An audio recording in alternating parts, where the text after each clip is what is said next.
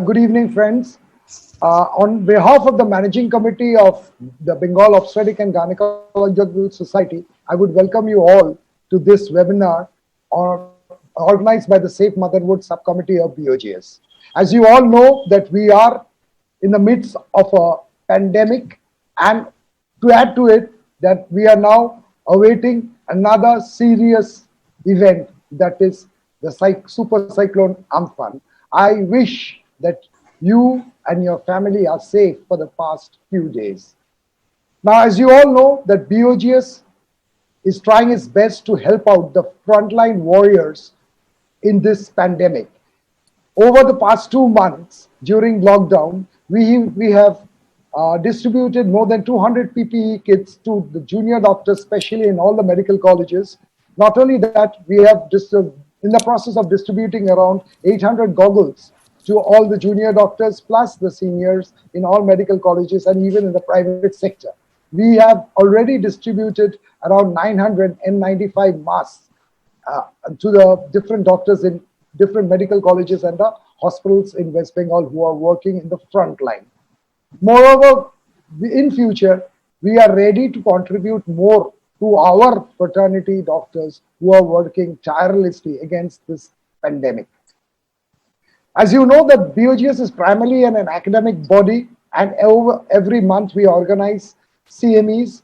Now, due to this lockdown, we cannot organize these CMEs in person, so we have taken to this digital platform.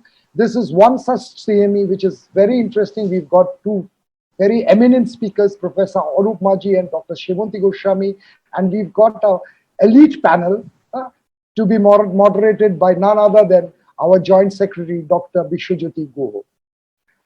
To end, I would just like to remind you that the election process of the next managing committee, which was stalled, would resume immediately after we return to normalcy, maybe after 1st June, and we will complete the election process at the earliest so that the new managing committee takes over and I'm relieved from my responsibilities.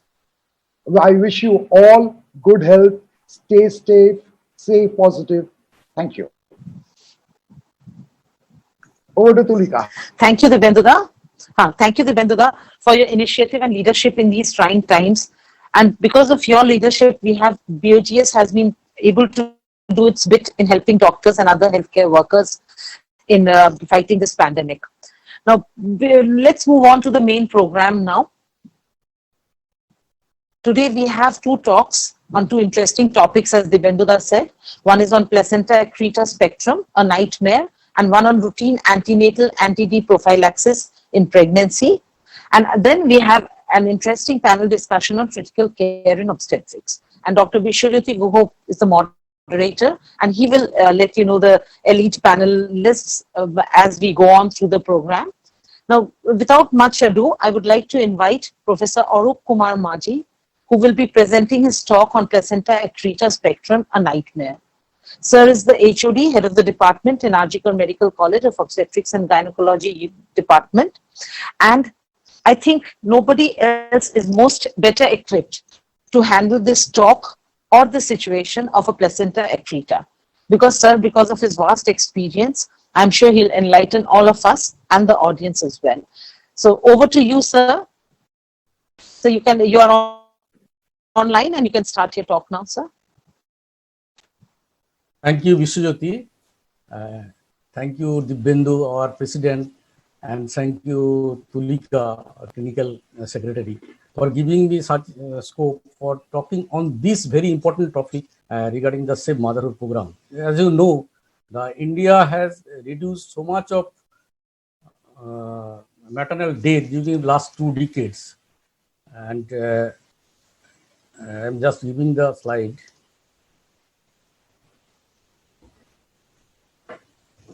And recently the placenta accreta is one of the most dreadful and nightmare to the obstetricians because of its high maternal mortality, morbidity, and profuse bleeding during the cesarean section and during the management. Recently, after some recommendation from the RCOG, ACOG, and other global organization, and one modified technique has come, and which is acceptable to one to save the life of the mother. Placenta accreta is nothing but the pathological adherence of the placenta, namely placenta accreta, increta, and percreta.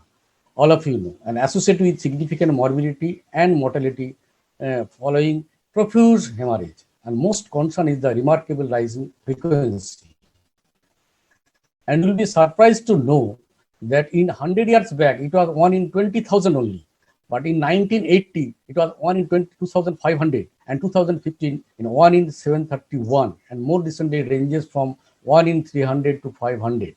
And in my big hospital, Arjikot Medical College, where they about 1,500 delivery in March each month, we almost get every month 1 or 2 cases, even more. So what is the reasons why so rise? This is the rise rate of cesarean section. And cesarean section causes the placenta previa and causes the placenta accreta. And now the cesarean section rate in almost all facilities is more than the 50% to 60%. And other is the increased risk factor. These factors is the prior cesarean delivery. The risk arises as the number of prior cesarean section increases. And placenta previa is associated in 80% cases. And the combination of the placenta previa and a history of prior cesarean delivery has the highest chance of accreta. Even in absence of the cesarean section, 3% of women with placenta previa without prior cesarean delivery, there may be placenta accreta syndrome. And other risk factors are the history of accreta in a previous pregnancy, prior uterine surgeries like the myomectomy, endometrial carriage, and the Asherman syndrome. And it is also seen increased in elderly mother and the multiple other factors. And this needs extensive research to reveal. Is there any effect of the technique of the cesarean section changing the layer 3 to 2 to 1? And is there any effect of the type of the cesarean section? This needs extensive research to reveal. It's not proved till the date. How to diagnose? It is needed for planning of the management. Presence of the risk factors, presence of the placenta previa. APH placenta previa is associated with more than the 80% cases. And imaging is the sonography is sufficient. No MRI is needed because sonography done by an expert sonologist is sufficient to diagnose the placenta accreta. And prior cesarean delivery and the presence of anterior low-lying placenta, always think of the accreta. Following vaginal delivery, diagnosis is done following the failure to remove the retained placenta manually. During cesarean section, the typical findings of the provincial vessels, as you are seeing, inability to deliver of the placenta during cesarean section due to absence of the plane of cleavage. Rarely, the interperitoneal hemorrhage in placenta percreta or the seroscase was also invaded. Now, sonography, the most important finding is that the multiple placental vascular lacunae cystic species and loss of normal hypoechoic zone, decreased myometrial thickness, and placental bulging. And it can be visible even from the first trimester, but well diagnosed in the second and the third trimester. And on color flow Doppler, the terminal lacunar flow, blood flow, is the most common finding in the placenta accreta syndrome. And MRI is supplementary to use, not always needed. For difficult cases, only difficult cases, it can be done. And screening of the pairs by the USG ultrasonography in an woman with risk factor during fetal anomaly scan, placenta accreta spectrum is screened in every anomaly scan. And there is no clear-cut guideline how many number you will do of the screen the pair. It is best to do at the anomaly scan, and next is the 28 to 30, and next is the 32 to 34 per week. And approaches management is always the planned delivery at tertiary care center, level 3 or 4, where all the interdisciplinary facilities are available and ICU is available. Delivery is best scheduled for peak availability of all experienced surgeons. And when to deliver, usual time is the 35 to 36 weeks, but RCOG says this is more later, up to the 37 weeks. But problem of the after 30 weeks, there is in half of the cases there is severe bleeding, which needs the urgent delivery. We do not want. Always we want by the plan. Earlier delivery, if there is a continuous bleeding, preeclampsia, and risk factor for preterm delivery and other comorbidity. Corticosteroid is always given. It is given up to 3707 weeks of gestation, in contrast to always not after 30, it is not like that. The corticosteroid now is recommended in this case up to 38 weeks. Preoperative consideration is the maximization of the hemoglobin level. Counseling is the patient party and the family very important, and the risk of hemorrhage, availability of all the blood product, risk of urinary tract injury. Consent for hysterectomy is always taken, and many prefer ureteric catheterization. If interventional radiology is available, we will make it ready. And type of surgery, the cesarean hysterectomy. Cesarean hysterectomy without attempt of placental removal now is the treatment of is throughout the global. ACOG 2018 and NICE 2018. Conservative or expected approaches is limited to very special situation in well-selected cases. And cesarean hysterectomy, the steps you can show, I will show you, but it is done mostly in the GA, but you can do approach in the regional anesthesia and may convert into the general anesthesia. Now we can see vertical skin incision is the best option for better access. Vertical skin incision. And inspection, you can see the prominent vascular opening the vascular vasculature indicating the present invasion. If you touch the scalpel, you can see there will be huge hemorrhage. So don't touch the scalpel. Instead you go to the upper level and try to find out what is the upper level of the placenta and give incision above that, the upper level.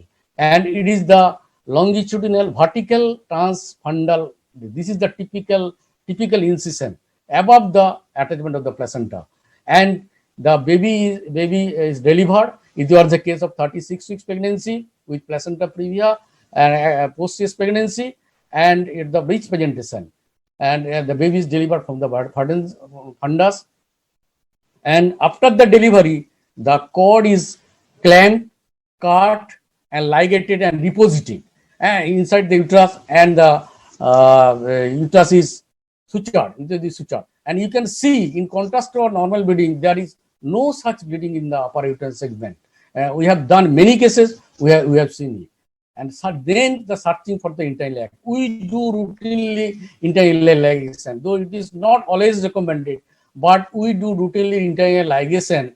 And because the main problem is the hemorrhage at the site of the bladder attachment, or there will be severe hemorrhage, and that can be prevented by the internal leg ligation. And internal leg ligation is not so difficult if it is practiced and you can gain the experience on the internal leg ligation. And problem is when there is the bulging of the posterior lower uterine segment in the central posterior placenta previa. There may be a problem. Otherwise, it is not so a difficult job.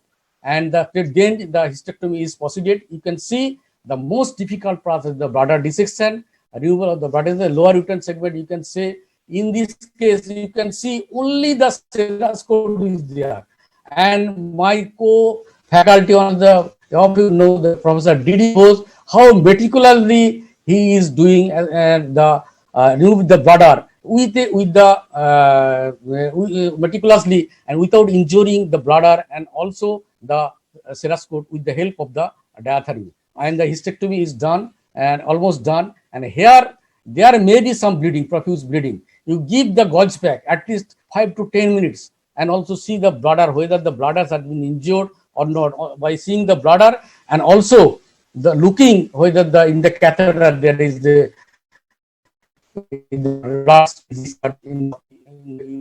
and you see the specimen. You see, look the specimen here.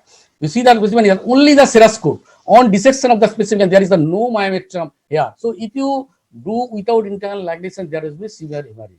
This is another specimen. This is another specimen. Here there is the no serous cord. There is no serous cord, you can see. And in this case, you will get some cases there will be no serous cord, and directly the placenta is directly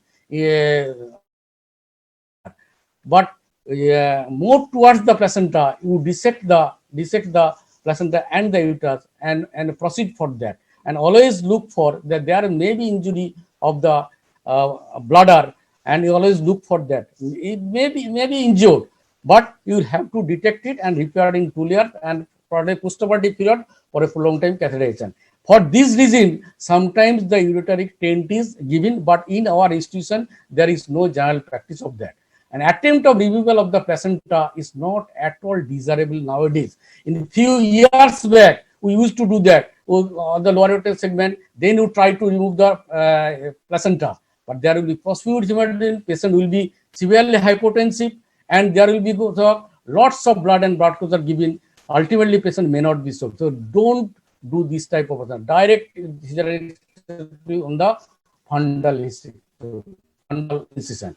Conservative management is done, removal of the placenta without removal of the uterus. In partial adhesion of the placenta, when invasion is less and hemostatic suture is placed, it is now in the selected cases. And expected management, that is the leaving the placenta either partially or totally in situ. But problem is that future there is a severe infection, postpartum hemorrhage, and DIC and secondary hysterectomy. But you must counsel that. It is also a standard treatment, but is rarely now nowadays. Methodic study is that no role and not recommended in the dying trophoblast. It is only on the dividing trophoblast. Methodic study is no role in contrast to the previous one. Now, so conclusion is that dramatic rise of incidences of gait concern and night point to the obstetrician. If you do it planned beforehand, and do the hysterectomy, cesarean hysterectomy, planned cesarean hysterectomy without attempt to remove the placenta is preferable and now recommended in obvious diagnosis in the cases. The patient will be safe, you will be safe, even there may not be need of a single unit of the blood and the blood product if you can do it properly. And I know the saving the mother and saving the uterus is the best type of treatment, but losing a mother in an attempt to save the uterus is the greatest tragedy in obstetrics. So always we will save the mother, and with we must save the mother. And this is thank you for your patience sharing. Thank you. Thank you, Professor Maji.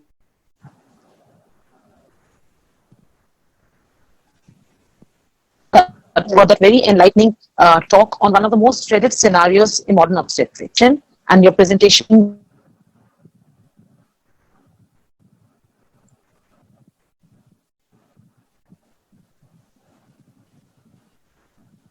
invite another eminent speaker, Dr. Shevanti Goswami, to present her talk on. I would also like to mention one thing about Shevanti, that she is one of the pioneers in cosmetic gynecology in our city. And but today is the day for obstetrics, and so over to you, Shevanti, for your talk on RAADP.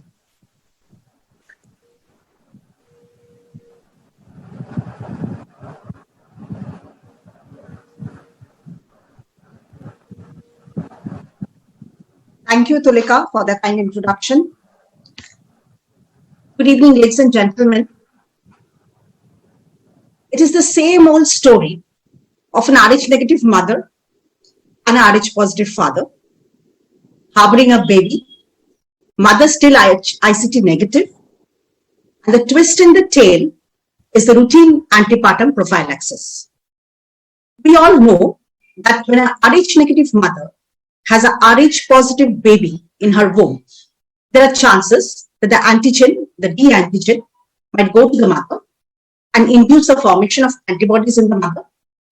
The first pregnancy may be saved, but these antibodies can come and affect the subsequent pregnancies having a Rh positive baby. And this is isoimmunization. And Rh isoimmunization is the classical example of alloimmunization. But what we find is that all the mothers are not sensitized, or isoimmunization does not occur in all the mothers, because isoimmunization depends upon a number of factors. It depends upon the volume of the blood entering fetal blood, entering the mother's circulation. It depends upon the magnitude of the mother's immune response. It depends upon the associated ABO incompatibility.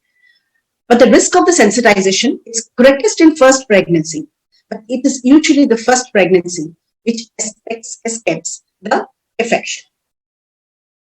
And we also know that the sensitization is most common during childbirth, but sensitization also occurs in pregnancy, more so in the third trimester in the form of occult hemorrhages. It also occurs to a small extent during the first and second trimester, but the third trimester is the time when the occult hemorrhages can occur. We have no confusion about the role of anti-D in postpartum prophylaxis. was first started from the concept which was given in 1964 by Freda. And since then, over the decades, postpartum prophylaxis with anti-D is an accepted theory. In fact, it is one of the success stories in obstetrics. We also have no confusion about the anti-D in any potentially sensitizing events antepartum, like after any invasive prenatal procedures like amniocentesis, CBS, etc., after therapeutic abortion, after evacuation of molar pregnancy, after ectopic pregnancy, even after external cephaloperfusion, etc. Because it was known that prior to anti-D, the rate of RH aluminization was 16%. And hemolytic disease of the newborn was a very significant issue to be tackled because it was associated with a lot of morbidity and mortality of the babies. With routine postpartum anti-D, this was brought down to 2%. And it was further seen that routine antenatal anti-D prophylaxis, or RAADP as we call it now, in the third trimester brought it down to 0.17 to 0.2. And there was a reduction in mortality associated with HDN from 46 per 100,000 births to 1.6 per 100,000 births, mostly in the studies in UK. So it was in 2002 and later on in August 2008 that NICE guideline came up with a new view. Just see the change of the language from 2002 to 2008. In 2002, they said the clinical effectiveness and cost effectiveness of routine antenatal prophylaxis in D-negative women in pregnancy. That was not very directive at that time. But the language in 2008, 27th August, was a very directive and one with a recommendation, that is routine antenatal anti-D prophylaxis for women who are Rh negative. And what did they say? RAADP is recommended as a treatment option for all pregnant women who are Rh negative and who are not known to be sensitized. That means who are ICT negative, indirect process negative, and Rh negative. And the second point, when a decision has been made to give RAADP, the preparation with the lowest associated cost should be used. And this cost should include both the cost of the medicine and the cost related to administration and preservation, etc. So, NICE guideline came with a recommendation of either 2 doses of anti-D of 500 international units, one at 28 weeks, another at 24 weeks of gestation, or a single dose of 1500 unit. 1500 international units is same as 300 microgram, which we have in our country, at 28 weeks, or in between 28 weeks and 30 weeks of gestation.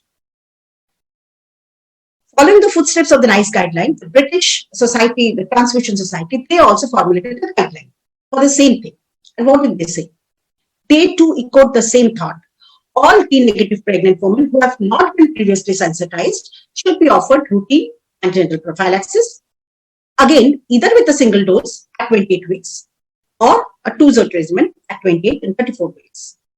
More importantly, what did they say?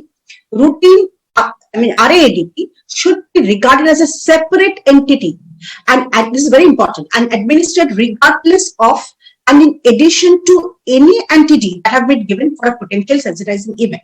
Means if the same mother had a, say, CBS or a amniocentesis in her early pregnancy and she got a anti-D at that time, this RAADP is totally a separate entity and has to be given. Or even a mother who, say, was having a placenta previa and was bleeding in between and got a shot of anti-D, say, after a bleed at 26 weeks or 24 weeks. Even then, she is supposed to have this RAADP at 28 weeks. Because justification was, postnatal administration is too late to prevent some cases of sensitization which occurred in pregnancy. Postnatal will be there if the baby is Rh positive, but that would be much less to prevent some cases of sensitization which occurred in the third trimester. ACOG, American College of Obstetricians and Gynecologists, also echoed the same thought, but they came up with a single dose regimen, 300 microgram IM at 28 weeks. Now, everybody was, they had no doubt that it had to be given, but they were not, unified whether over the thought that whether 1 dose has to be given or 2 doses has to be given. There were a lot of studies coming up, and there is good evidence from all the studies that even in the 1 dose or the 2 dose regimen, both of them brought down the incidence of maternal sensitization. So no direct comparative data was available to allow an evaluation of the relative efficacy of the 1 dose or the 2 dose regimen. And the committee which formulated the UK NICE guidelines, they decided that it could not make a firm recommendation for either the single dose or the 2 dose regimen, but they knew that it had to be given. And the single dose regimen was more cost effective, obviously, potentially enabling better compliance and providing logistic benefits, obviously. Now, having heard about the developed countries, having heard about the First World, Second World, let us see what WHO says. Now, WHO came up with a guideline recommendation initially in December 2016. After that, it wanted to update it in 10th March 2018, but then they said that not much update was given. The same was again uploaded in their site. What was the question of their recommendation? For non-sensitized RHD negative pregnant women, is routine prophylaxis antenatal NTD administration compared with no RADP effective for preventing RH aluminization in terms of outcomes? They derived the evidence summary from the Cochrane trial. There were 2 RCTs in Cochrane, which involved over 4500 RH negative non-sensitized women. One trial gave 500 international units, one gave 250 international units. Both of them gave 2 doses, 28 weeks and 34 weeks. The data ultimately was available from 2297. It's over 50% of the women were there for the data. Primary outcome was the immunization, and secondary outcome was the fetal and neonatal outcomes. Cochrane trials found there was not much of clear difference in the risk of outcome. Primary outcome, that is a sensitization risk ratio, during pregnancy was 0.42. RR after birth of a RH positive infant was 0.42. Within 12 months of the birth was 0.39. Not much of a difference. I mean, the difference was not much significant, is it? And the Cochrane review also said the rate of RH aluminization among women in the control group, that is, those who were not given, there during pregnancy was 0.6, postpartum period was 1.1, up to 12 months later was 1.5. Secondary outcome, there were no clear differences seen in neonatal jaundice in the Cochrane studies. The only thing which they saw was that the woman receiving the RADP was shown to be having a register a positive, less likely shown to have a positive Kleher test. That is, the Kleher test is the one which we use for measuring the fetal-maternal bleed. Now, those who are having the RADP were found to have a lesser count in the lesser positive Kleher test, so they were found to have more clearance of the fetal red blood cells. That's what they found. And they argued here, WHO argued here, that out of the 100 RH negative women, 60% were having RH positive babies. 40% were having RH negative babies. So just for the sake of that 60%, we were giving this 40% unnecessary. This was what WHO came out with. They saw the resources. Obviously, when we go for something which is not still in public sector openly, we definitely have to see the resources. A single dose of anti-D can cost around $50 or even $87 for 1500. This was in March 2018. The cost might have increased now. Therefore, the cost of antenatal prophylaxis for 2 doses would shoot up to $100 per woman. Additional costs will include screening of the blood, because before RADP, one has to send the blood for ICP to confirm that the mother is not immunized before the RADP. Equity, the contribution of the RHD aluminization to perinatal mortality and morbidity in various LMIC settings, that means the low and middle income settings, is uncertain. And it's not known whether that would have an impact on equity. Acceptability. Anti-immunoglobulin is derived from the human plasmids obtained from the Rh negative males and also from the Rh negative postmenopausal women. And it's administered by injection, which may not be acceptable to all third world country women. And it has to be fully explained. Somebody has to be there for taking the consent. Somebody has to be there to take care of their beliefs and traditions and social support mechanism. Otherwise, they might feel that these are being ignored. Feasibility. In a number of LMIC settings, providers feel that a lack of resources, both in terms of the availability of the medicines and lack of suitably trained staff to provide relevant information. Still now, we find there is still a lot of confusion about this RADP amongst the health workers. Some are in for, some are not in for.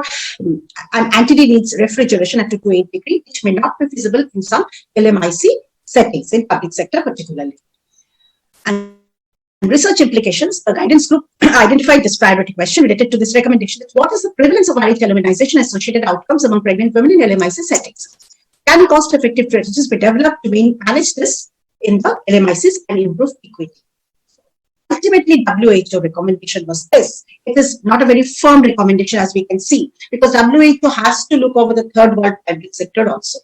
Antenatal prophylaxis with anti-immunoglobulin, that is REEDP, in non-sensitized Rh-negative pregnant women at 20 and 34 weeks of gestation to prevent Rh dealuminization is recommended only in the context of rigorous research, particularly for LMIC settings. So we see how much connectivity we move from the UK and the ECOG guidelines and to this. Our ICOG is in favor of the either single or double doses.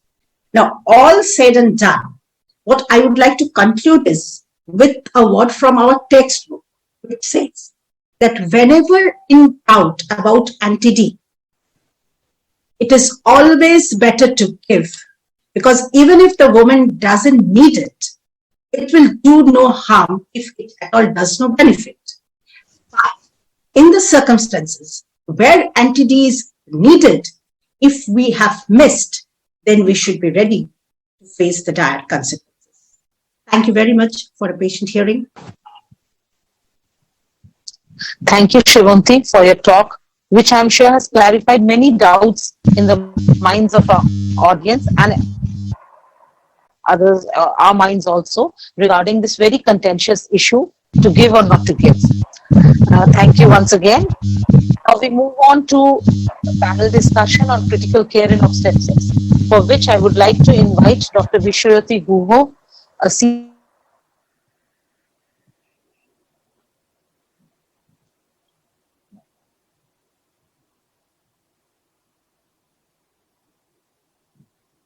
PO discussion. Hi, good evening, Tuleka. Good afternoon to... Before Vishwajyoti starts, I would just like to inform our audience that questions will be taken at the end of the panel discussion, and I know you are all typing. Good afternoon, everybody. I am Dr. Vishwajyoti Guha, and let me start by first thanking my president, Dr. Dibendu Banerjee, my Dr. MMS Joha, clinical secretary, Dr. Amit Basu. Not mention. Also, I would like to mention Dr. Tulika Jha, who has been very kind enough to coordinate this program. It gives me immense pleasure to just come online to do this panel, because it is one of my first moderations online, and I am sure it is going to be a unique experience for you, and it is an unique experience for the panelists as well. As you know, Bengal is, as India is going through a rough patch, and in fact, Bengal will be going to another rough tomorrow when this super cyclone comes.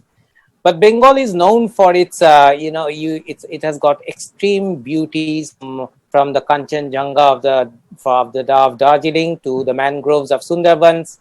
And of course, we are the city of culture, and here we do find pleasure in doing webinars like this one, as we are doing today.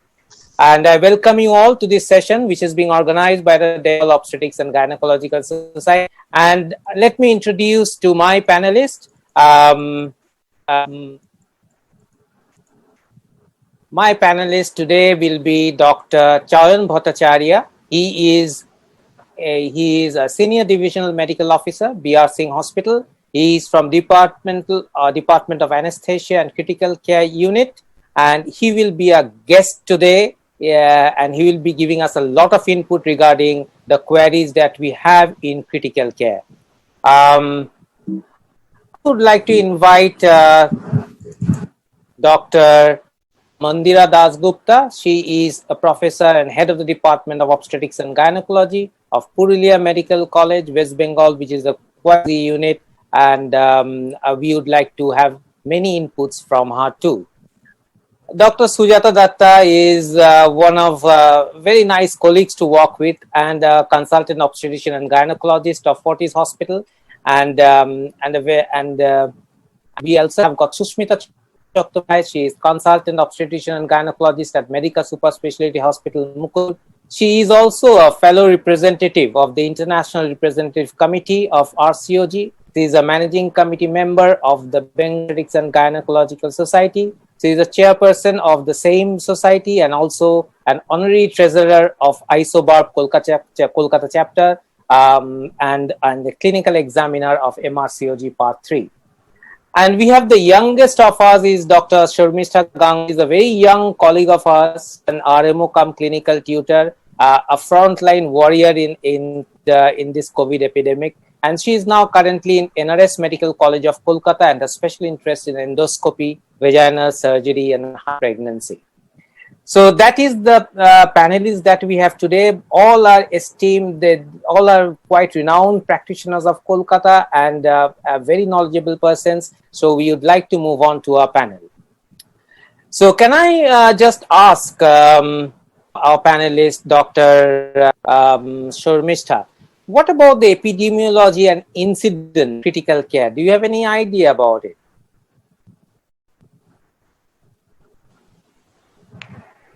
Yes, Dr. Sharmistha.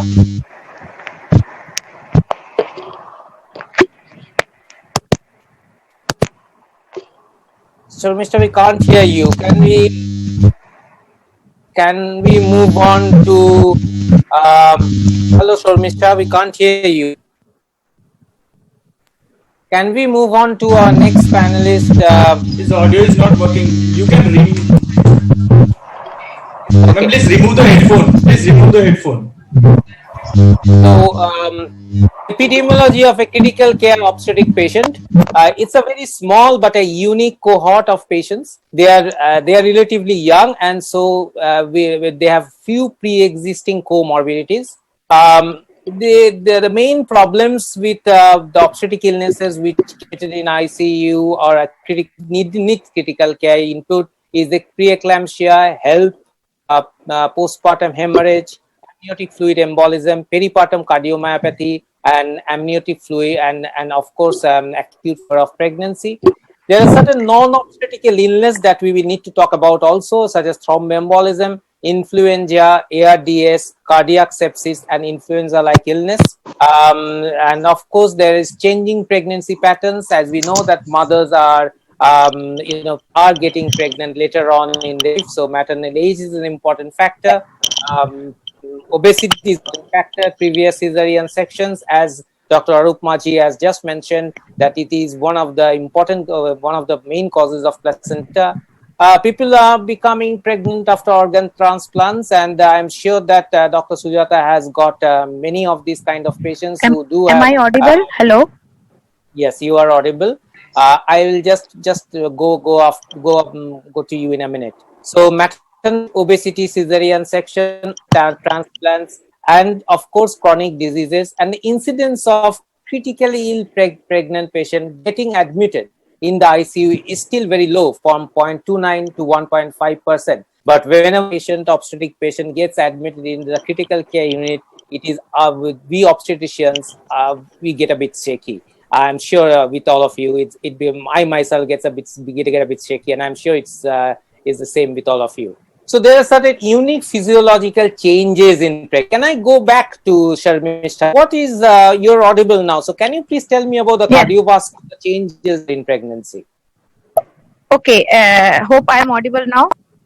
Yes, you are. Please carry on. Regarding the cardiovascular changes, let me just brief it out. There is increase in the cardiac output, which increases right from the first trimester, and as we go towards the third trimester, it increases as much as 50% by the pre-pregnancy value, and most of it is towards the 30% of the increased cardiac output is towards the uterine artery flow. And as a result of what happens at the late second trimester at around 32 weeks and after delivery, there is high chances of left ventricular failure due to the shifting of the blood from the uterine vascular system to the maternal side. And this is also mainly because of the decreased peripheral vascular resistance. And what happens in the respiratory system, as the gravity uterus splinted the diaphragm towards the heart, there is breathlessness in the female, and as a result there is hyperventilation because of the increased minute ventilation and also increased tidal volume. Fantastic. So as such, as such, sometimes there is compensatory respiratory alkalosis in pregnancy also. And Okay. regarding the renal system also, there is increased renal flow because of the increased cardiac output. Okay. Can I go to, so Sarmista has very rightly pointed out that there is an increase in cardiovascular demands in pregnancy. So I'll just move on to Dr. Sujata. Can you please tell us about the respiratory physiological changes that occur in pregnancy? It's very important that we know the biology in pregnancy, because and we will come to it as it goes, because critical care in pregnancy, there are certain changes which makes critical care important for us. So let us go to Sujata and know about the respiratory changes that occur during pregnancy. Yes, Dr. Sujata.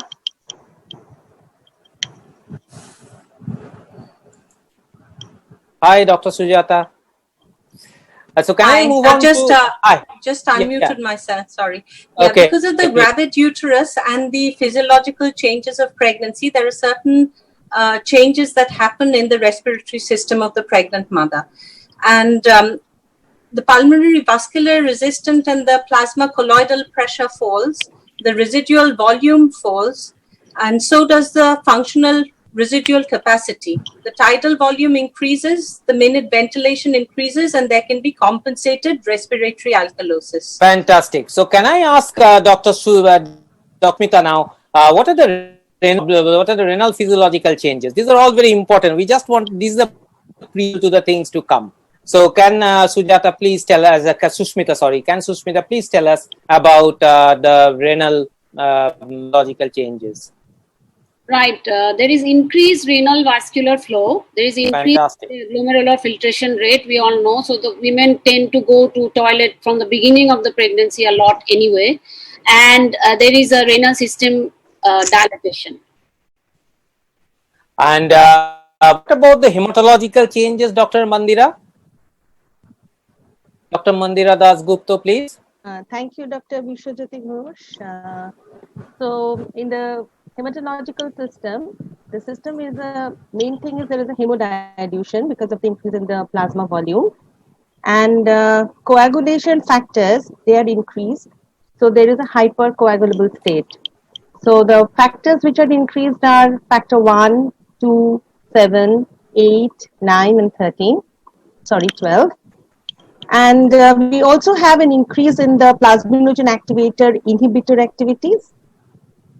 So, and decrease in the proteinase activities. So the procoagulant effect is more than the anticoagulant effect. So we have a coagulation, increase in chance of coagulation and increased chance of thromboembolic events in pregnancy. Okay, thank you. So pregnancy is a hypercoagulable state. That is what the first thing that we learned when we went into classes in our first MBBS. So pregnancy has got an unique cardiovascular system. So it increases systemic vascular resistance by 25 to 30%, diminishes blood pressure, increases blood volume. There is an increase in heart rate and also in cardiac output about 40% with aortocaval compression. There is, as Dr. Sujata said, there is a diminished pulmonary vascular resistance, diminished residual volume, diminished functional residual capacity, increased tidal volume, and increased minute ventilation. Renal, as Dr.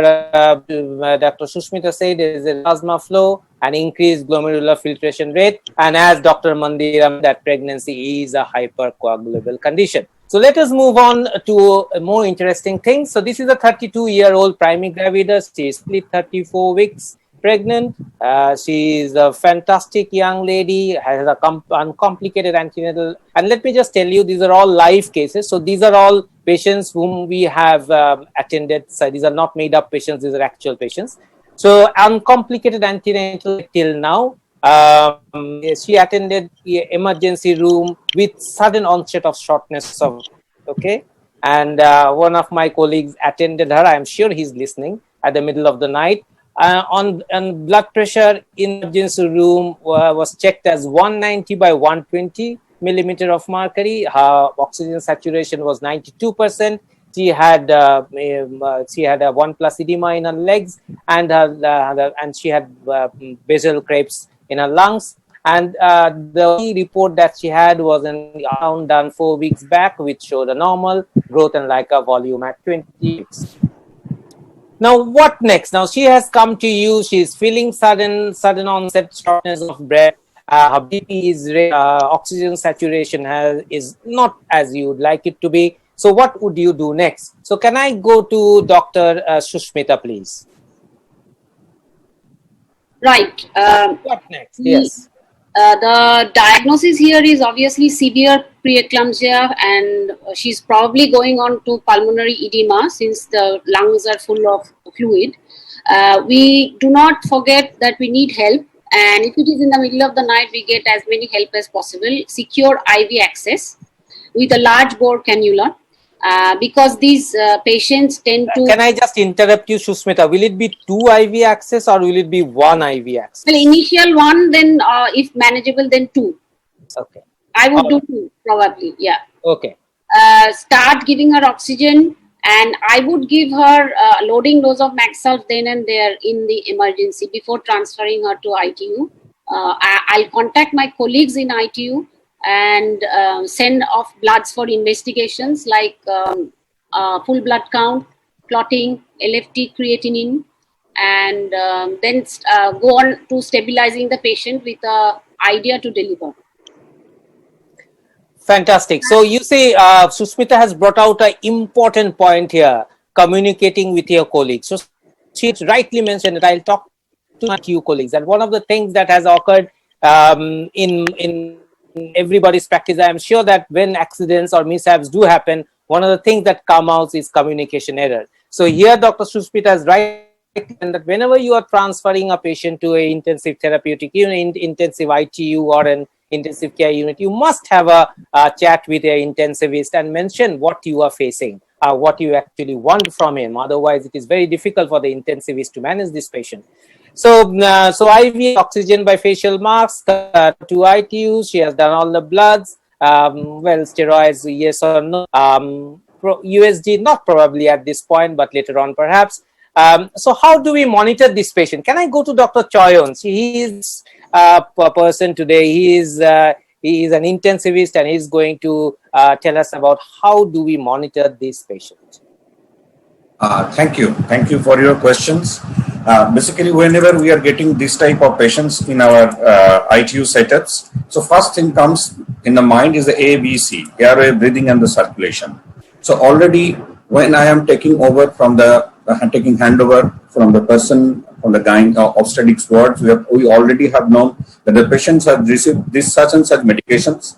This is the initial blood pressure, and now on receiving at the ITU, we start with the pulse oximetry, non-invasive blood pressures, and ECG monitoring. Along with that, we do one ABG at the beginning, because ABG tells us about a lot of things regarding the patient status, because already patients, as per the obstetric colleague said, the patient is having the basal pulmonary crepitations or the lung crepitations. So patient may be going to left ventricular failure. So ABG can give me a good view of the patient's oxygenation status, whether the patient needs immediate respiratory attention or not.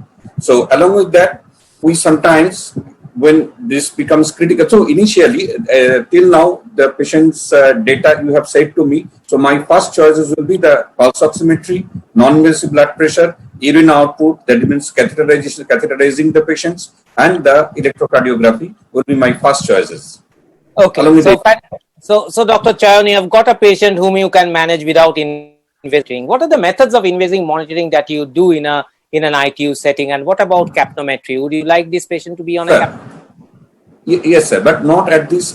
Yes, as the capnometry when available, I certainly use the capnometry, because capnometry gives us lots of information regarding the patient's not only hemodynamic status, patient dioxide status, but also it gives a very good view of whether the patient is going to have the thromboembolism or not.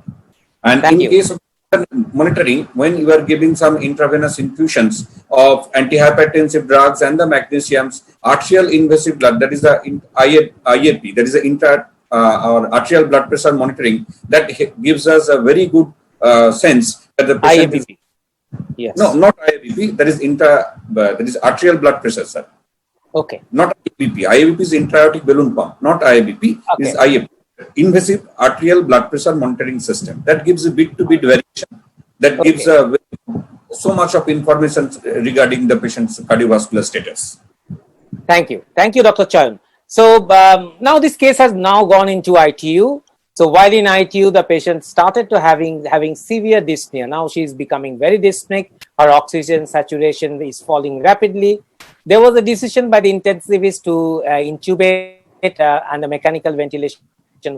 And while intubating the patient, there was pinky frost noticed coming out. Her blood has already come back. So bloods is her complete blood count shows a hemoglobin of 10 grams. Her platelets is 1,20,000. Clotting is normal. She has got a normal urea and the creatinine is 3.5. So can I move on to Dr. Sujata? What about what would you do for this patient now? She has already been started on a Maxalfi infusion. Smith has given her a loading dose. What are you going to do? Would you start her on a Maxalfi infusion? The role of Lasix infusion in this kind of scenario, or will you deliver now or wait?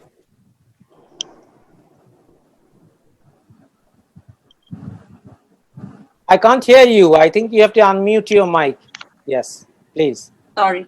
When the patient came in, her blood pressure was 190 over 120. So my first priority would be to stabilize her blood pressure. And that could be done by 3 emergency antihypertensives. If the patient is able to orally take nifedipine, that would be the quickest one to do in an emergency setting. If the patient is unable to do so, as she is now, then the intravenous injection of labetalol or hydralazine is what I would start. And that might, after the loading dose, she might need an infusion to control her blood pressure. The second one would be Magsalf infusion, because we've given her the loading dose, but we want to prevent an eclamptic fit. And therefore, a continuation of 1 gram per hour of magnesium sulfate infusion would ensure or be a prophylaxis for eclampsia. The third thing I would do is possibly give her steroids while we are waiting to stabilize the patient, because that would promote fetal lung maturity. Thank you, Dr. Sujata. Can I just stop you here and ask Mandira? Since Mandira, you are in a rural, not say rural, but in a sub-setting. Can you please tell us, would you give her IV Maxalf or would you give her insular? And what would be the dose? Yeah, over here we are routinely using the pre-chart regime, that is the IM dose. We normally do not go for the IV. It's difficult to monitor over there. What's the dose for the benefit of all of us? Can you just mention what the dose you give? We will give a 4 gram IV shot over 10 to 15 minutes, and then we will give a 10 gram IM in both the buttocks, and then 5 grams alternate buttocks every 4 hourly till the last fit or till her after a delivery. So I have got some news for you panelists. We have got about 920 registrations so far. So you are up challenge. It's very important, Dr. Gu, also to monitor these patients clinically. Because one drawback of giving an IV infusion is you have to monitor, monitor the blood levels of the magnesium. But that is not possible in our setup. So here we are doing the clinical monitoring by the respiratory rate. And thank you, We'll come to that. We'll come to that, Mandira, in a minute. Okay. So, Susmita, do you think? Sorry, Mister. Can you please tell me whether you have any role of Lasix infusion in this scenario? Do you give her Lasix? Yes, definitely. There are only 1 or 2 indications in pregnancy where we can give Lasix. One is the kind of patient who are very much prone to pulmonary or pulmonary edema. Another second will be congestive cardiac failure or a left ventricular failure. Other than these 2 indications, we don't have much role of Lasix. And one more thing, you said creatinine is 3.5.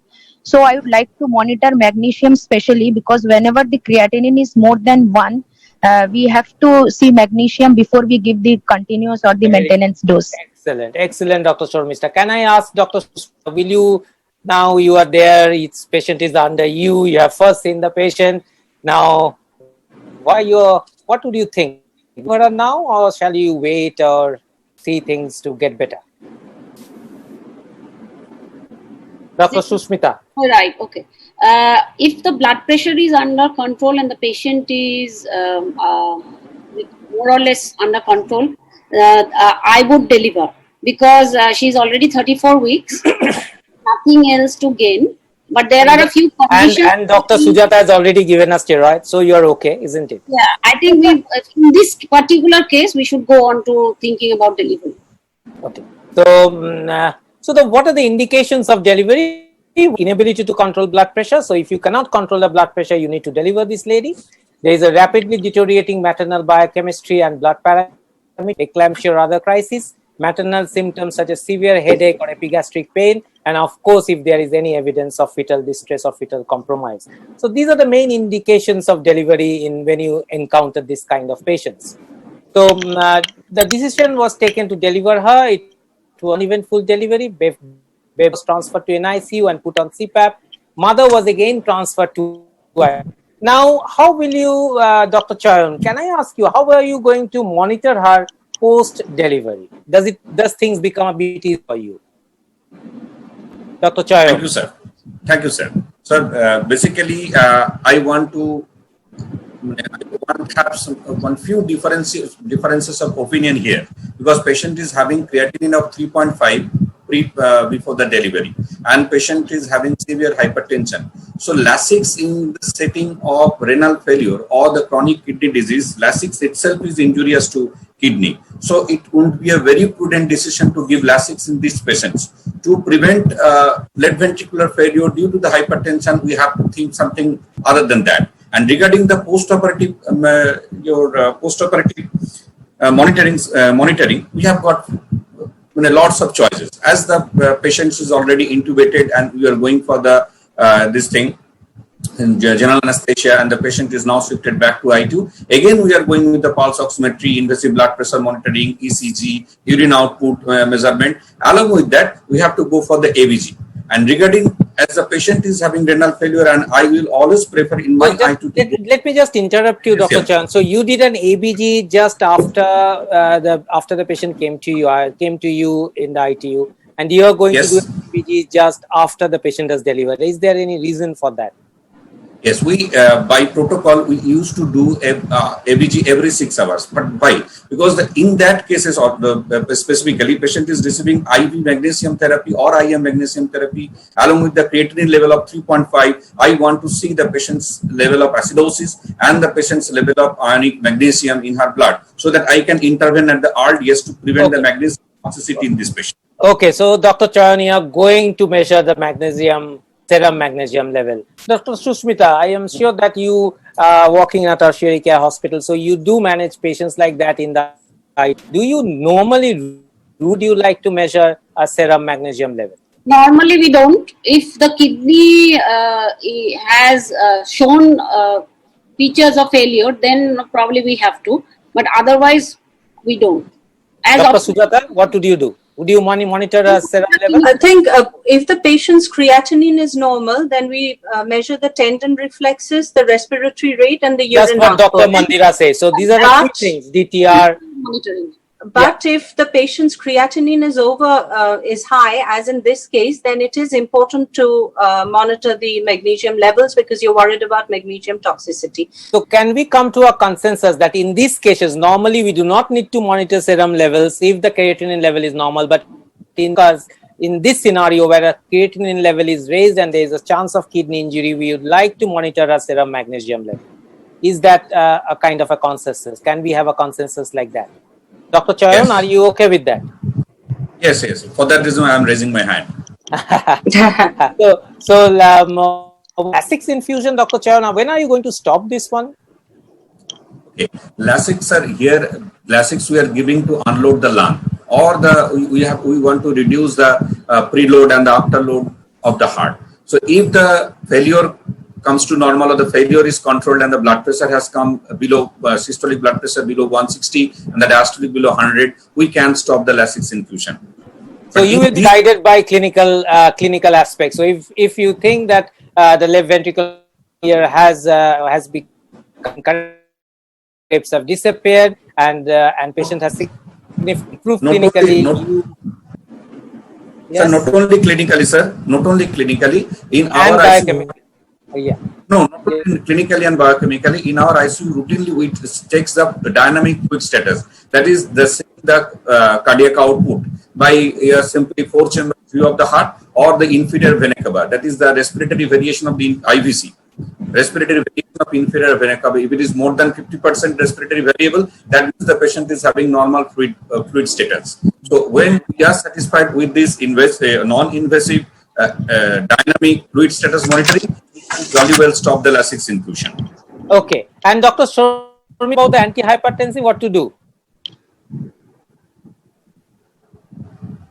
Dr. Sharmishta, what about your antihypertensive? Okay, yeah, antihypertensive, we usually start with labetalol infusion, or we start with 20 milligram bolus dose, and we go on doubling it every 20 to 30 minutes until we get the desired level, and the desired level will be somewhere around 140 by 90, not too low. So let us wind up this this case scenario by just some points to remember, which is that HDP or hypertensive disorder of pregnancy is a common problem, one of the commonest problems in pregnancy that we encounter in our every day-to-day practice. It's the leading cause of maternal mortality worldwide.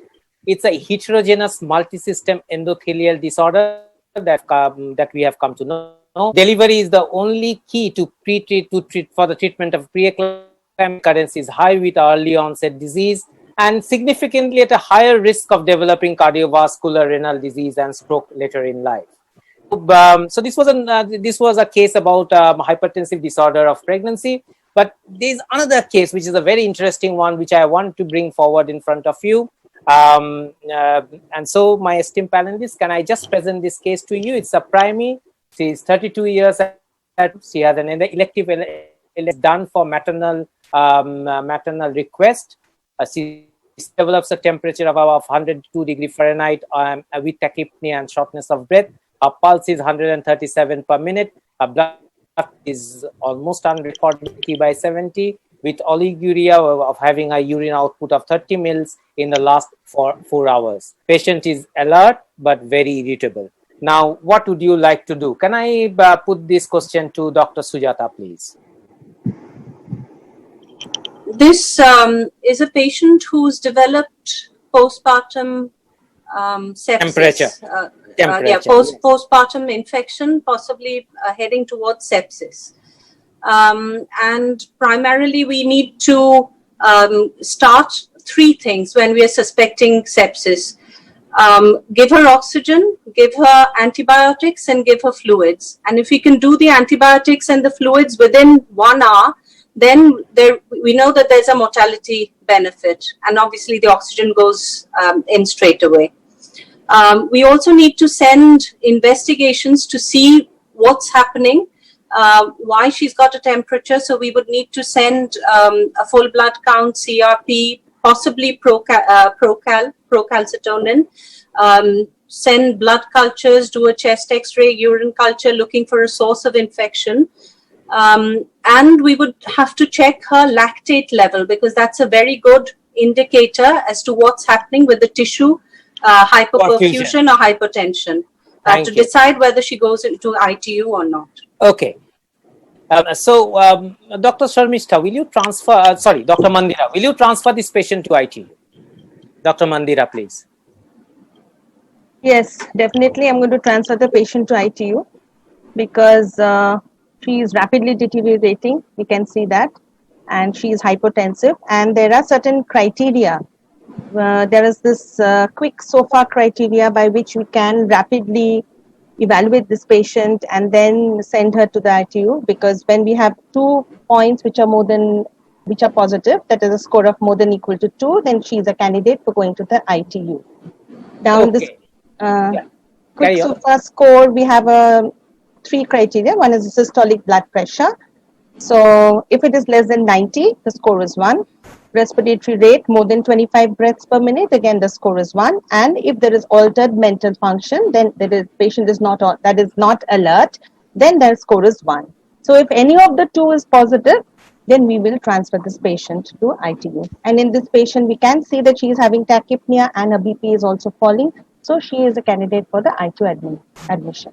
So the indications for a transfer of this kind of patient to ITU will be cardiovascular, where there is severe hypotension, pulmonary edema, where the patient is might need mechanical ventilation or airway protection. If the patient requires renal dialysis, and or she has got a significantly decreased consciousness level, and of course, if you are multi-organ failure, uncorrected acidosis, and hypothermia. So can I go to Dr. Sharmista? What is your likely diagnosis? I think it's it's obvious now, but can you just mention what is your likely diagnosis? First of all, the patient is definitely having sepsis. And as you said, the patient is having hypotension, tachypnea, and also oliguria. So the patient is in septic shock. Okay, And so you have a patient who has come, who has developed septic shock of 2 or 3 days after a cesarean section. So, Dr. Suspita, can you define what is sepsis is? Maternal sepsis. Dr. Sushmita, please. Right. Sepsis is something that is defined by organ failure and multi-organ dysfunction, which results from infection either during pregnancy, childbirth, post-abortion, or in the postpartum period. Fantastic. So maternal sepsis is a life condition, as we all know. It's the organ dysfunction from infection during pregnancy, childbirth, post-abortion, postpartum period. This was actually, it's a very new definition, but the Society of Obstetric Medicine of Australia and New Zealand has published these ESOFA and SOFA guidelines, which are the newest guidelines that we have at the moment, which might guide you to allow the patient to be transferred to the ITU very quickly. Sepsis 3 is something that is a new term. It is defined as shock, as sepsis associated with blood pressure requirement to maintain a mean arterial pressure of greater than 65 of mercury in the absence of hypovolemia, and the serum lactate level of greater than 2 millimole per 1 mole per liter. So this is a 2016 definition of sepsis 3. So can one of you, I'll just ask Dr. Sujata to see what is the QSOFA guideline, as Dr. Mandira mentioned. Can you just tell us a little bit more about QSOFA? So QSOFA is actually the quick sequential sepsis-related organ failure assessment. And Fantastic. This is it's a very good one to use on the ward before you have help and you have critical care input to decide whether or not this patient is in sepsis and needs to go to ITU. So is the patient maintaining her systolic blood pressure? If it's below 90, then that's a bad sign. What's the respiratory rate? Is she tachypneic? Is the respiratory rate over 25? That's a bad sign. And is the patient alert and conscious? What's her mentation level like? So how does the score differ? Carry on. So if the score is greater than 2, then there's an increased mortality. Okay. So Dr. Sujata, how does it differ from from the mu score that we normally would do in the obstetric ward? The new score meaning, you mean the SOFA score? The clinically modified SOFA score, or which one? Modified early warning score, MEW. The mu score that we would normally do in a ward. How does it differ? Is it different? Yes, Dr. Mandira, can you tell her whether it differs from the mu score in any way, or is it the same thing? It's the same one. It's basically a simplified form of the mu score. But in the mu score, we have many other parameters, and if the score is more than 4, then we go to the intensivist and seek attention, because that is a bad patient. Yes. So, Dr. Sharmista, what about SOFA? What would you do about what about SOFA? QSOFA, as Dr. has already when the patient has landed up in emergency, before we get the investigations, we can just see the clinical parameters by the QSOFA score, and we can shift the patient to ITU. But as we get the investigations, the liver function test, the coagulation parameters, the respiration rate, and the other things, the creatinine level, we can just quote the patient, and we can find out the level of the morbidity and the prognosis of the patient by the SOFA score. Fantastic. So, Dr. Schultz, what are the modalities of diagnosis in a septic patient? WBC count, a CRP, and a serum lactate, and procalcitonin as well, which the intensivists do much more than we do actually. Yes, And, exactly.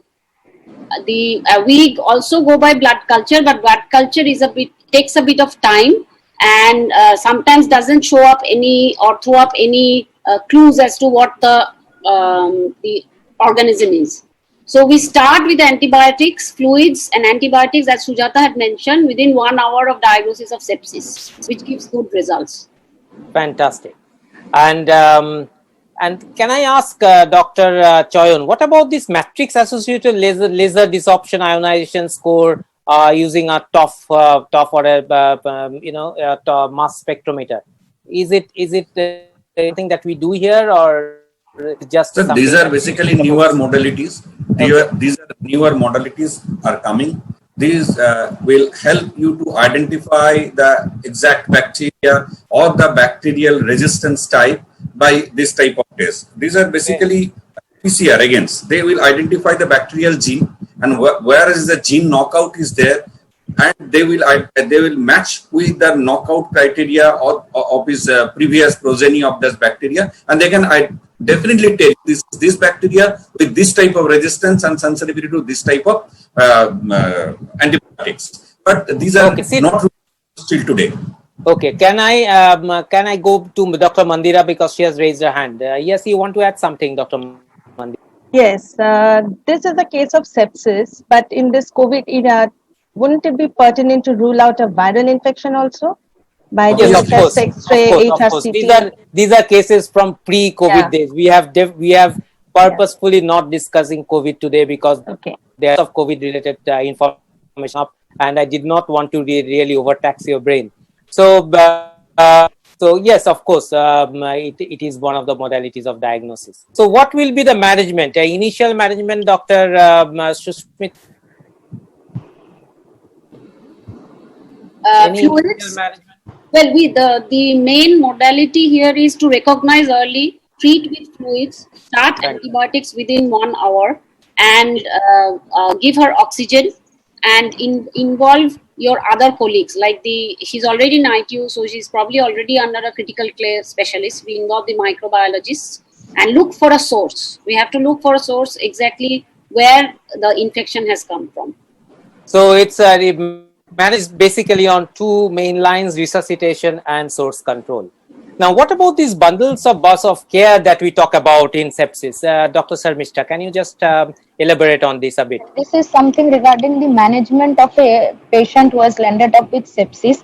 Here we have to first recognize the source. Where is the septic focus? We have to quickly identify the septic focus. We have to send the investigations like blood culture, a serum lactate, monitor urine output, and see the renal status of the patient, and start treatment as soon as possible with the help of oxygen inhalation, IV fluids, and necessary antibiotics. Fantastic. Thank you.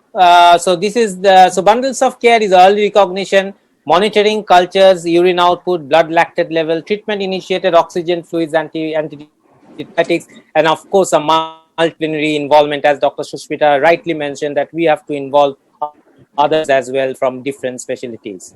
Now, how do you resuscitate this patient? I'll go to Dr. Choyon. How will you resuscitate this kind of hypovolemic patients who have come, whose pulse and BP is almost unrecordable? Thank you. And basically, with the surviving sepsis campaign, that is the first hour bundle, differs between the pregnant woman and the non-pregnant subject. So here the patient is just in the porphyrium. So our goal will not be different from the other septic bundle, but here should be the fluid should be the less. Our goal is to resuscitate the fluid with the 20 ml per kg of crystalloid solution initially, and we have to measure the serum lactate, as my previous speakers told, that we have to follow the resuscitation bundle. So first is the fluid. Fluid is 20 ml per kg of the crystalloid. It is the first. So in pregnancy, she's just been delivered. She's in a postpartum period. you restrict her fluid? Is it No, that? it Or is you not the restriction of the fluid, sir. Sir, it is not the restriction of the fluid. What is of the fluid therapy is the optimization of the fluid requirement. In pregnancy, she is already hyperdynamic. In pregnancy, there is volume overload. In pregnancy, there is due to the physiological changes of the pregnancy, patient, the parturient already having larger volume. So if we give very nice. Yes, that is what we want to hear from you. Yes. Yeah, sir. Thank you. Basically, if we give that 30 ml per kg, sometimes it may be very much over to the parturient. Again, when we are doing this fluid resuscitation, we are doing on the dynamic fluid status check. That is with our non-invasive method of ultrasonography, seeing the IVC. If the IVC collapses much more, we can add fluid without perturbing her physiology. But if not, then we have to stop at 20 ml per kg. So why not colloids very quickly, because we are running a little bit. Colloid, that is the study paper has come. Colloid increases the deterioration of the renal function, and patients require much more dialysis after that. So colloid is not indicated. Okay, fantastic. So colloids not because no colloids, because it actually causes it might result in a renal failure. Source control. So Doctor, what about your source control? What are you going to do? What SSC recommends? Dr. Sharmishta? What is source control? First, I have to see where is the focus of the infection. Somewhere, if I found the focus of the infection is wound, or I have to examine the breast also if there is any mastitis or any DVT. I have to go for a antibiotic which covers the gram positive organism, gram negative organism, and also the anaerobes. So like this. So you want to cover everything and give her the right dose of antibiotics as you wait for blood cultures. So what are the common organisms associated with maternal sepsis? The basic question to Dr. Sujata. What are the main organisms that we come across while we are dealing with maternal sepsis? So gram-negative sepsis with E. coli and Klebsiella are the ones that we commonly find in our setting. But you could also have streptococcal and staphylococcal infection, which are gram-positive organisms. But I think gram-negative septicemia is the one that we're seeing more often these days, especially in the hospital settings. Group A streptococcus, do you get group A streptococcus more? Not so much. I think it's mainly the gram-negative septicemia with E. coli and Klebsiella. Okay. And Dr. Mondira, when would you de-escalate your, when to de-escalate in this case? Okay, when to stop the antibiotics? Yes. How will you de-escalate this case? So just we'll look for clinical improvement of the patient. When the fever subsides, the features of toxicity subsides, then we will try to decrease the amount of the antibiotics and gradually shift to the oral antibiotics. Yes, and also what you do is you wait for the blood cultures results to come back, identify the organism and give a targeted antibiotic. Yes. Okay. So what about the intensive care management, Dr. Charles? Now in your care, how would you manage this patient? Yes. I'm giving you, how will you manage this patient, please? Sir, if the patient is in ventilator or not. If the patient ventilator, there are another management, and if the patient ventilator is a different management. It's up to you to decide whether this patient is going to go on ventilation. I'm telling you. Yeah. Okay, patient is on sepsis, patient is hypotensive. Now the fluid resuscitation has been done. Fluid resuscitation is successful or unsuccessful, that should be checked by the various types of dynamic fluid resuscitation measures. As I have already previously told, if the patient is not stable or the hypotension is not corrected by fluid and the serum lactate is still above micromole per liter, then we have to go for vasopressors. And the first choice of vasopressor should be the noradrenaline. If noradrenaline dose is going above 20 ml per hour, then we have to go for, we have to add something like vasopressin. That is 0.03 unit per hour. Even after that, if this vasopressin and blood combination is not holding the blood pressure to its normal level, then we have to add another like steroids. Now, what are the monitoring we have to do when we have patient is receiving? We have to go for the central venous pressure monitoring. We have to go for IBP, that is invasive blood pressure monitoring. We have to go for urine output monitoring. You have to go for the ABGs, and we have to go for the SpO2 monitoring and the electrocardiographic monitoring. There is the ECG monitoring. Thank you. Now, sorry, sir. Yes. Okay. Please, Dr. Chan, a little bit quickly, please.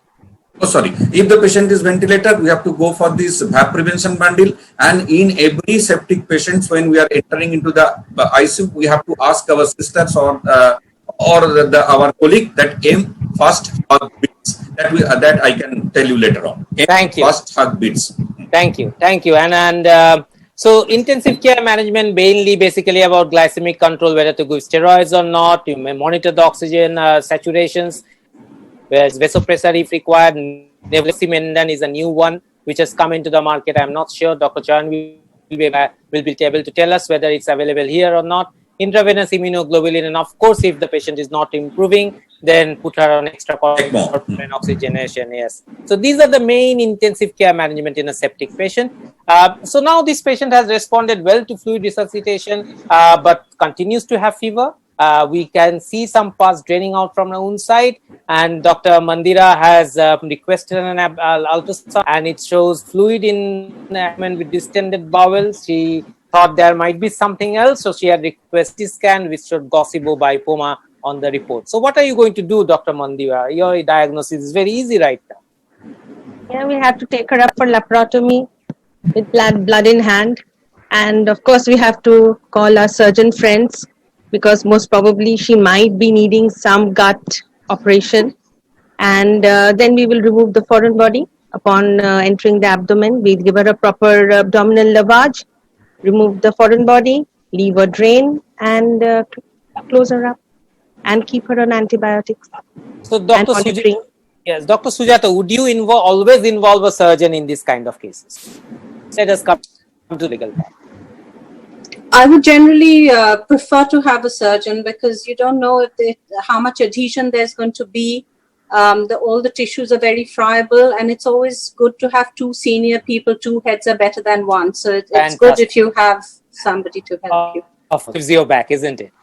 Yeah. So what next? You do an urgent laparotomy, you remove a top, you do extensive peritoneal toileting, you leave some drains in situ, and patient becomes very well after 48 hours. So this is a classical sepsis, which this is something that we do not encounter day to day, but sometimes we do find this kind of patients. And as I said, these are all live patients. These all have one of our colleagues might have encountered this in their career. So maternity is a leading cause of maternal morbidity and mortality globally. As we know, in puerperium, women may be more susceptible to rapid deterioration of illness following an infection. Sepsis has a complex pathology, and the immunological and cardiological adaptations of normal pregnancy may have an adverse impact on maternal response to infection, just as we mentioned. That is the reason why we went through the physiology slides at the very beginning. Bedside identification is a must, and you must go after antibiotic resistance, especially in these days of antibiotic use every time. And recent updates in management areas of controversy, and there is a chance of translational research and clinical trials of pregnancy and puerperium. So these are the main things that you should, we should look into whenever we are encountering a case of maternal sepsis. So in conclusion, as we conclude, and with the permission of Dr. Chan, who is an intensivist, it's a unique, Dr. Chan, how many sick patients do you get in the ITU in a month? Sir, obstetric sick patient is very less. Very less. It's very less. Very less. So it's a unique cohort of patients. It's not very much. It's a unique cohort of patients. And changes in maternal physiology make women more vulnerable to changes in hemodynamics. So that is one of the things that we have to identify. Sir, one thing. Sir, yes, sorry to interrupt you. For these typical and these physiological changes, the Q super score is different for this obstetric patient also. Those are called obstetrically modified Q so far. Yes, yes, exactly. Exactly. The respiratory rate is not more than 22, it is not more than 25. Systolic blood pressure is not less than 100, it is less than 90. And altered mentation is the same. Okay. So, this is the unique change. So, bedside monitoring is Muse, and rapid rapid scoring like ESOFA scoring is a must for rapid transfer to ITU, because your decision to transfer this patient to ITU will save the life of this patient. That is one of the very important decisions that you have to take, because that is where we obstetricians sometimes, we think, shall I send this patient to ITU? And people like us who do private practice think about the extra cost that would be borne upon the patient. We just think twice, thrice, and before we send this patient. But you have to take a rapid decision whenever you are transferring a critically ill patient. Multiple disciplinary key input is a key in caring for critically ill pregnant patients. So never hesitate to ask your colleagues, if a critical care specialist, your invest, your internist, if you have any medicine guy beside you, if you're a surgical colleague, even if you have an obstetric colleague with you, when you're handling this kind of patients, the pressure on you gets poor, and you can effectively and take a decision. You can take decisions very quickly in this kind of patients. And believe you in me, quick decisions are the key in caring for sepsis patients. And a mutually beneficial interaction, just as we had today with the critical care specialist, is only possible when you have a clear understanding of the disease process and evaluation. We must know what we are dealing with. We must know a little bit of mechanical ventilation, know a little bit of the vasopressure use. We must know about the invasive monitoring in ITU, because then we actually can talk in a better way. Just as one of my very senior colleagues, I'm sure that he's also listening in today, I usually consult when I have a difficult case, always tells me that, you have to, when you're dealing with a medical problem in pregnancy, read about this first, and then you can actually talk about it with the intensivist or specialist. Then you are much better equipped to have a fruitful discussion. So I think that's all. And in the ICU, I'm sure Dr. Charan will agree that you live by a certain code. If they bleed, then you stop it. If they're breathing, then you tube them. If their heart stops, then you shock it. And if they can push the call light, then you transfer them out of the ITU. And this is our Bengal Obstetric and Gynecological Society office that we have in Kolkata. And this is the fantastic people that we have in our day-to-day life there. We meet almost once in a month, and it's a fantastic collection of people that we have here in Bengal Obstetrics and Gynecological Society. And from all of them, I like to wish my panelists, and from all my panelists also, I like to wish you all who are listening today that have a safe time. It's a very difficult period in front of us. Please be safe, stay positive, but don't become positive. Thank you. Thank you, Handovika. Thank you very much. Thank you. Thank you, Dr. Thank you, Vishwada. That was a very interesting panel. Lots of take-home messages, lots of things to learn, because we all know that when it comes to critical care in obstetrics, we all become a bit nervous. We always look to the help from intensivists and other medical colleagues of ours. So, do we have time for questions? It's almost 7:30. Can we quickly go through a couple of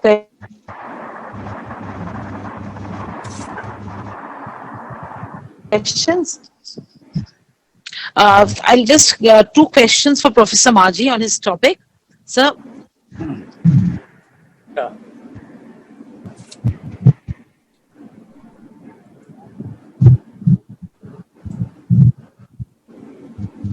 A few questions, but one interesting question was, in a case of placenta, in role of uterine artery embolism.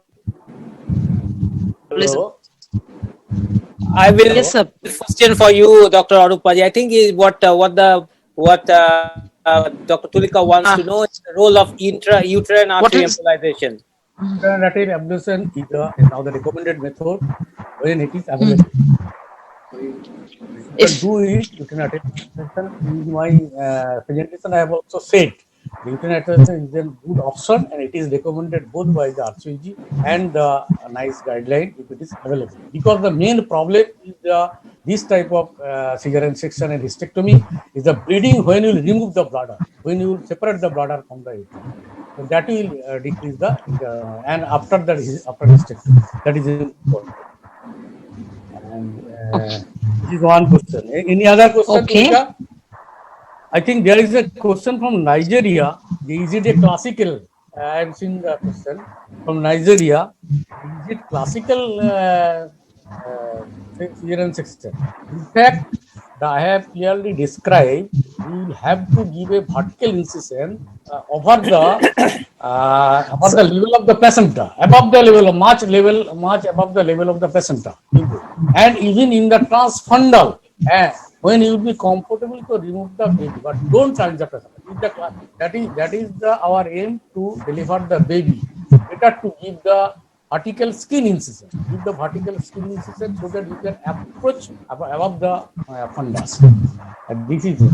Any other question? Yes, sir. Just one more. Is hysterectomy, mandatory in all cases? And if yes, then when it's a total or subtotal? No, not always. There is selective. There is very selective. The total, it is not a total placenta. Depth is late. But the question was, I think Kusumdas has given the question. Placenta increta. Actually, PCL increta means actually invasion of the placenta deep to the myometrium. Here the hysterectomy. But very selective case. When the placenta can be removed, you can pre-plan before the surgery by ultrasonography. And only the superficial invasion you can do the removal of the placenta.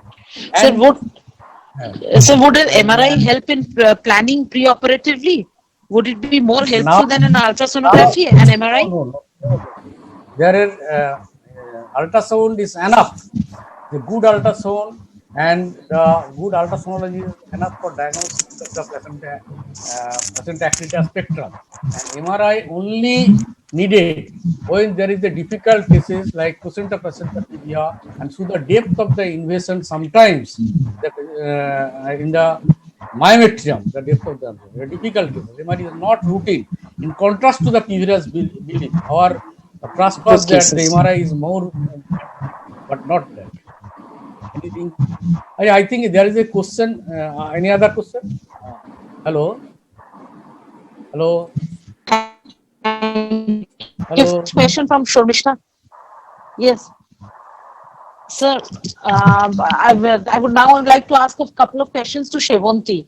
Shevonti, our audience has asked quite a few questions on anti-D. Now, what is your take on monoclonal versus polyclonal anti-D?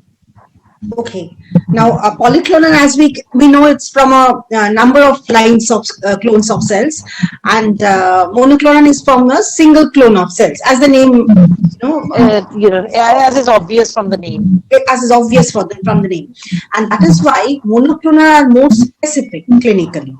Polyclonal might be easy to manufacture, very faster to manufacture, but they lack the specificity.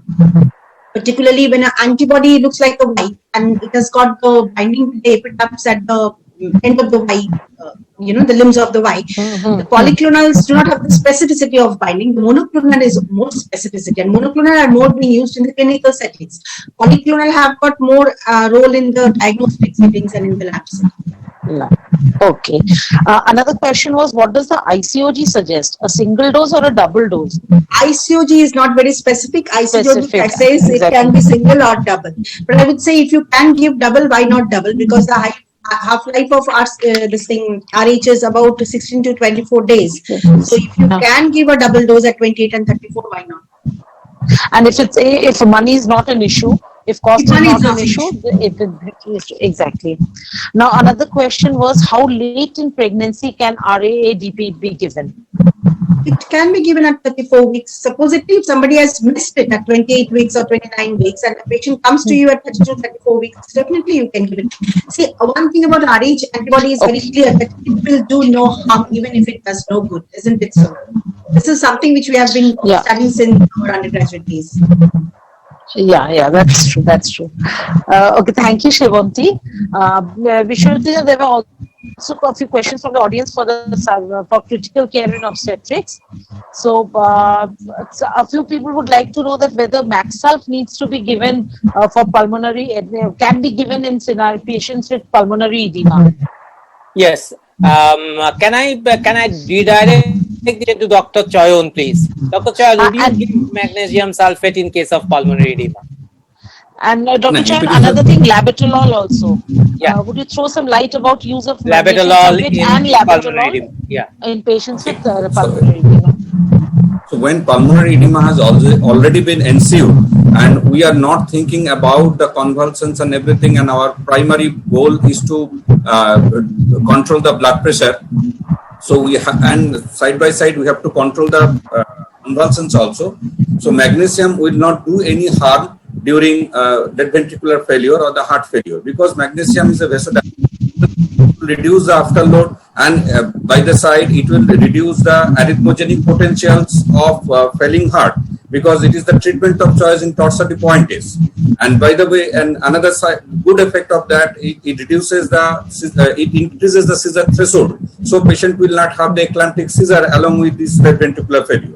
Regarding the labetalol main role in eclampsia or the severe preeclampsia is to reduce the blood pressure. Here the patient is already in left ventricular failure.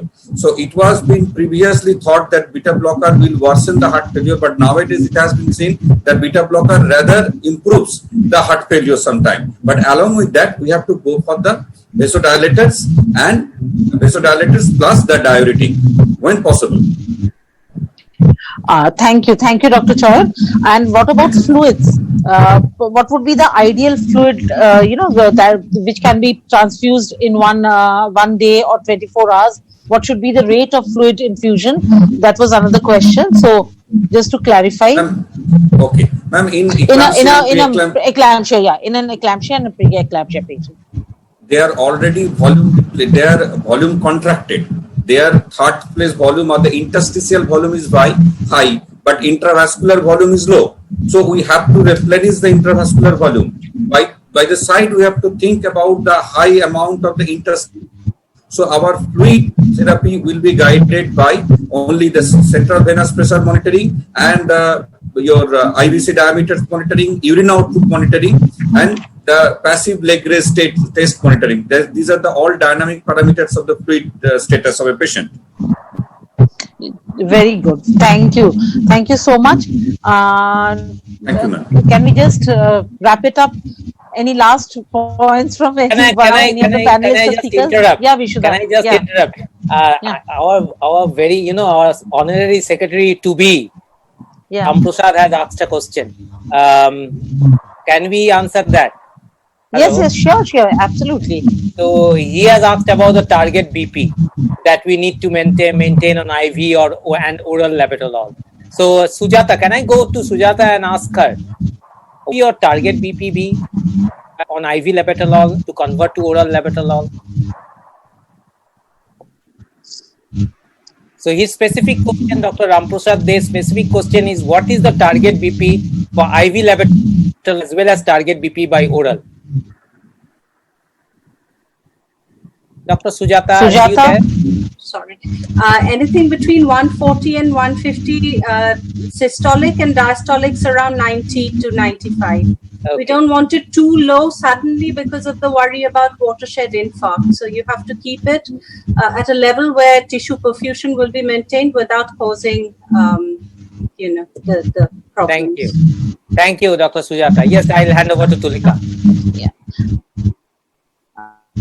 Thank you, Vishuddha, for that nice panel. All the panelists, esteemed panelists, also our two speakers, Dr. Goswami and Dr. Professor Arup Kumar Maji. I would also like to take this opportunity to thank Bharat Serum. And actually, this program was